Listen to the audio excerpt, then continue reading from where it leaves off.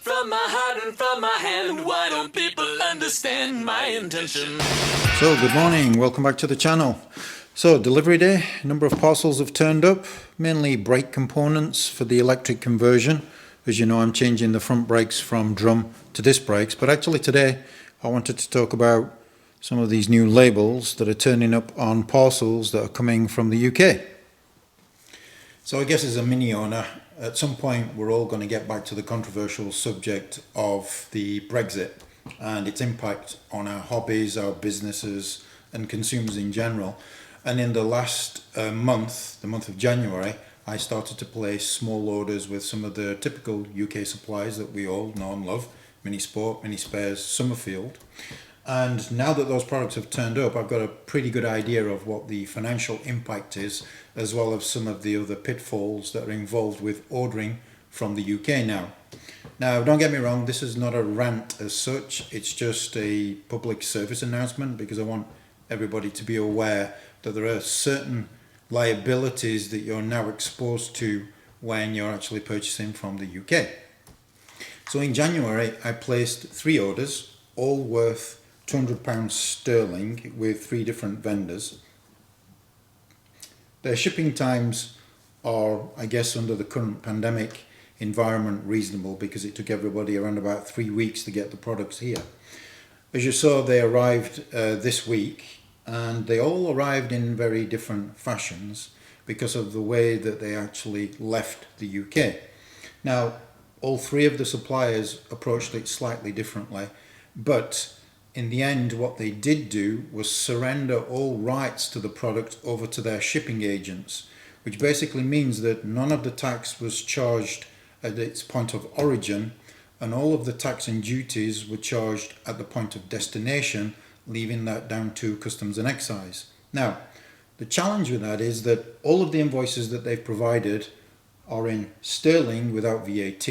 Now, when they do that, it leaves the shipper to interpret the exchange rates of currencies, which in this case would be UK sterling to the euro.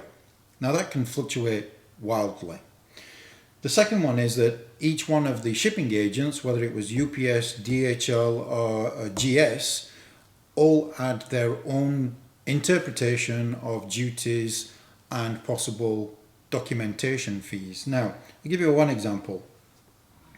On one from Mini Spares, I got charged on a £200 order, €90 import duty and documentation handling fee. Now, if that was just VAT, the VAT between the UK and the Netherlands is absolutely the same percentage, which basically means half the charge was in documentation fee. Now, if you look at the invoices that are provided, they don't list the freight cost in their invoicing, again leaving it up to the interpretation of the shipping agent that they're using. If I go back to previous orders and when I ordered parts for the grey Mini, for example, I had a very similar order to this before, for the grey one before Brexit, and the price is around about 15 to 20% higher because all of the charges of the shipping agent collecting their interpretation of tax and duties. So just want you guys to be aware that it's important now to really start to scrutinise your invoices if you're buying mini parts from the UK because of the way that it's been approached and the unclarity that's going on at this point in time.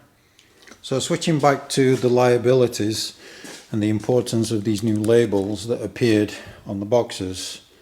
Now, because the supplier, whether it's Mini Sport, Mini Spares or Summerfield, are surrendering the parcel to their couriers, they basically give up all responsibility for how the package arrives, and these documents now clearly state that they accept no responsibility if something is damaged or missing because they surrendered it over to their shipper.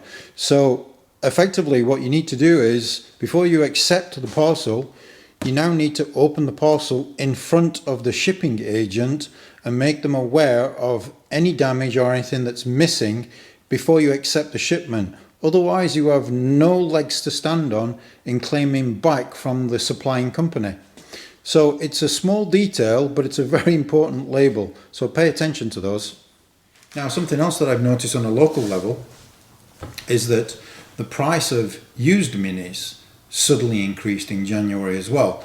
Whereas a decent Mini before would have been around about 10,000 to 15,000 euros, as soon as we got on the other side of Brexit, you start to notice that those have increased by 1,000 to 2,000 euros.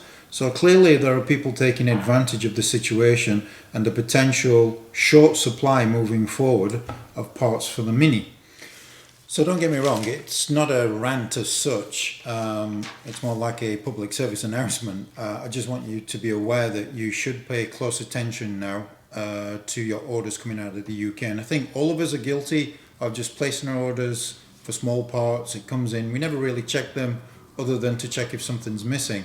But you really need to pay attention to this invoicing now, because it does vary wildly depending on the currency rate, the shipper that they're using, and in some cases how they're actually invoicing into Europe as well.